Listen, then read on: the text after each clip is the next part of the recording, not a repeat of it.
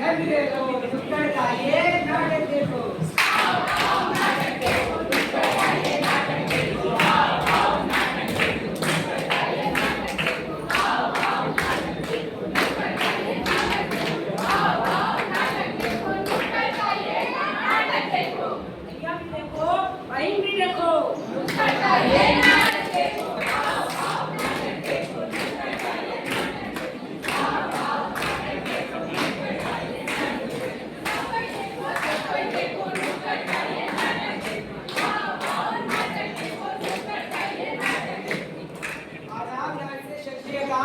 आज हम आप सभी के लिए क्या आए नुक्कड़ का नाटक लेके।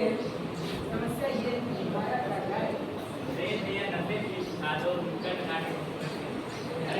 चाचा मैं तो ये कर लिया कि सोचा था ज्ञान को दिखा दो वो भी आजकल बहुत है। अरे नहीं भैया आप हिंदी पर दिखा दो वो भी तो बीमार है। हम कैसे मान ले भैया कि हिंदी बीमार है। मुझे पता था आप लोग पूछो भी चलो आपको बताता हूँ। आओ नाटक देखो नुक्कड़ का ये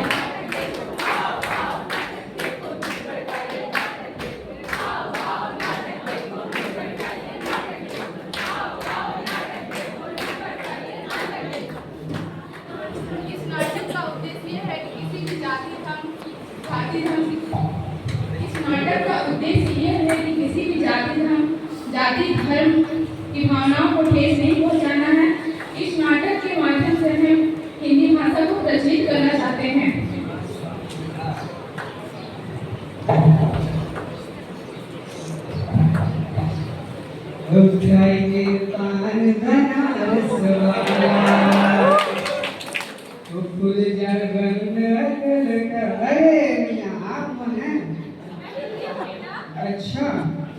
अच्छा उधे हिंदी का जो पढ़ने का जात है। अच्छा वो हम थोड़ा पढ़े लिखे नहीं है ना इसलिए हमें नहीं पता है। तो आप यहाँ कर रहे हैं ये तो तमिल वालों की जगह है। नहीं ये तमिल वालों की जगह आप यहाँ पर बैठे आप किस तरफ बैठ रहे हैं।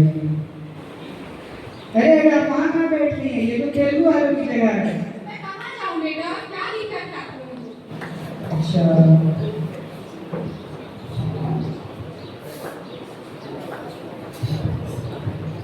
अच्छा ये बताओ बेटा यहाँ अस्पताल कहाँ है? अस्पताल अच्छा हॉस्पिटल होना चाहिए क्या? अच्छा तो ये तो हमारा उधरवा तुरंत बता दें। अच्छा इधर आइए। मच्छी ले लो भाई मच्छी ले लीजिए। तुम्हें कहा बोलছি আমি हिंदी ना आई। अरे हाँ आपको बोल रहे थे कि आप हिंदी आपको बंगाली की समझ में आ गया। बेटा मैं माँ हूँ मैं सबकी भाषा में समझती हूँ। ठीक है ना चलो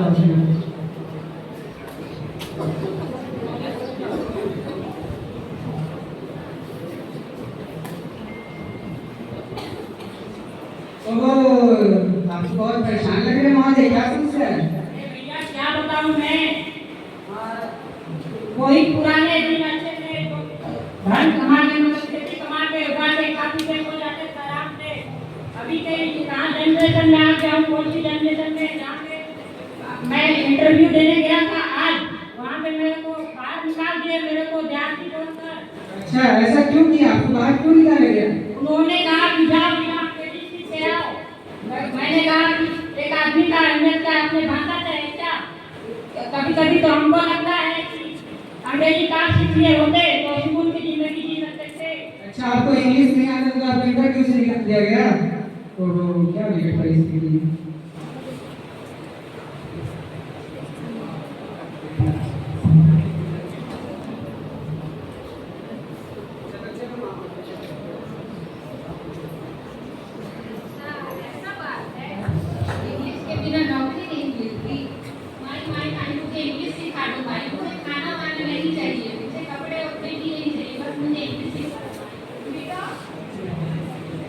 बेटा अगर तुम खाना खानी होती तो मैं तुम्हें खाना दे कपड़े मांगी होती तो तुम्हें कपड़े देती कि तुम्हें तो इंग्लिश मांगना है।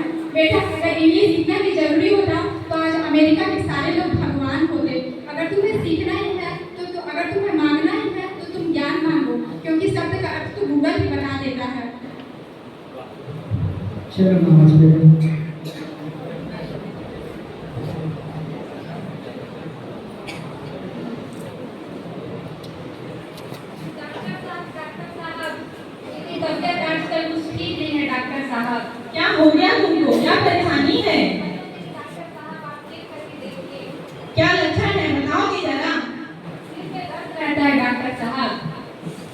देख रही हूँ। अच्छा, लग तो रहा है कि तबीयत खराब है आपकी, खून की कमी भी लग रही है। मैंने जो आपको दवा दी थी, सिरप दी थी, क्या उसे तुमने खाया? आप वो तो भरी है। अरे मेरा मतलब है क्या, जो मैंने सिरप दी थी, क्या उसे तुमने पी ली? लेकिन वो तो काली है। चलो ठीक है। मैं तुमको लग रहा है कि थोड़ी कमजोरी हो गई है, मुझे लग रहा है कि तुम्हें थोड़ी खून की कमी भी हो गई है। इसलिए फूल फल अच्छे से खाया करो और चुकंदर भी खाया करो, जिससे तुम्हारी तबीयत अच्छी रहेगी।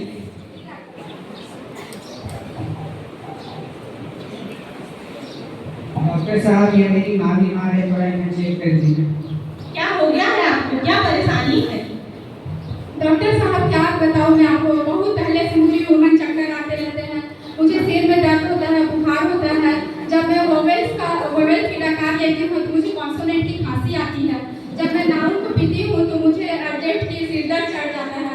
मैं क्या करूँ डॉक्टर साहब? ऐसा मुझे लगता है कि मुझे इंग्लिश का अंग्रेजी का कैंसर ही हो गया, समझ में नहीं आता।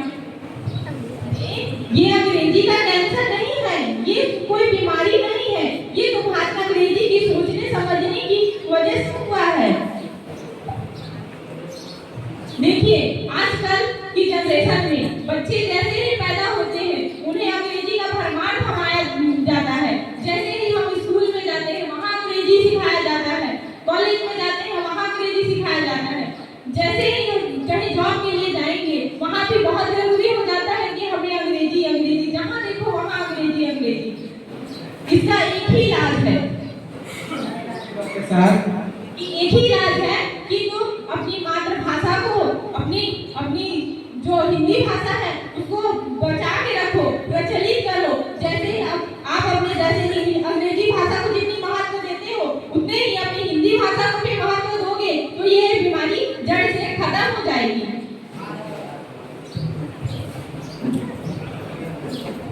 नेताजी जिंदाबाद, नेताजी जिंदाबाद, नेताजी जिंदाबाद। Good morning everyone, my dear brother and sister. मैं आपका प्रिय नेता अमन सिंह, मैं आप सबको यहाँ फ्री बिजली की व्यवस्था कराने के लिए आया हूँ, जो भी आपको फ्री अंग्रेजी भी सिखाऊंगा।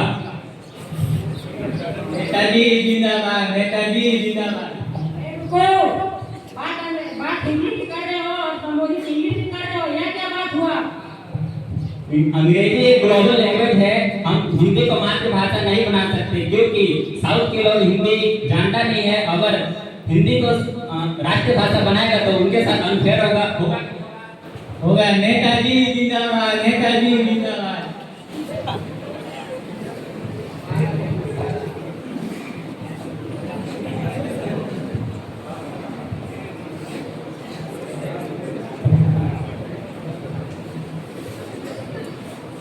भैया वालों, देखिए हिंदी कैसे बीमार है और क्यों बीमार है, तो इस बात पे हमको गौर करना चाहिए कि नहीं?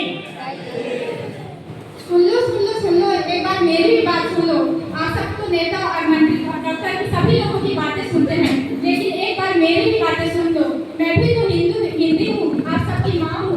मेरा अस्तित्व इन दिनों खोते जा रहा है। जैसे लोग अपनी माता संख्या को भूलते जा रहे हैं, वैसे ही इन दिनों हिंदी को भी आप भूलते जा रहे हैं। मैं भी तो आप सबों के बीच में रह गई हूँ। मुझे सिर्फ एक शिक्षा के माध्यम से हटा करके मुझे सिर्फ एक हिंदी का साधारण सा विषय बना दिया गया है। लेकिन आप लोग को कहना चाहती हूँ, मैं हिंदी हूँ। मुझे इन दिनों कहीं तालियों में इस्तेमाल किया जाता है तो कहीं मालियों में इस्तेमाल किया जाता है।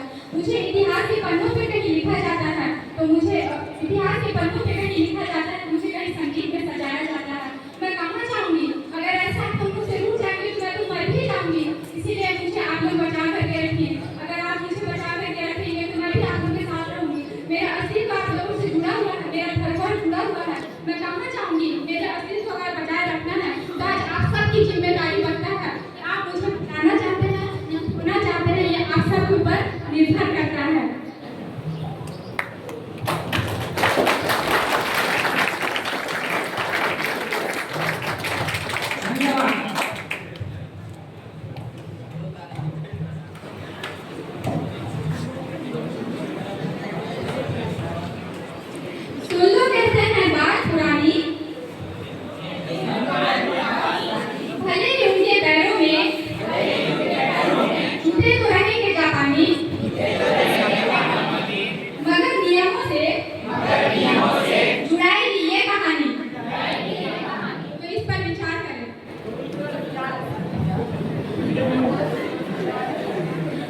पर विचार करें।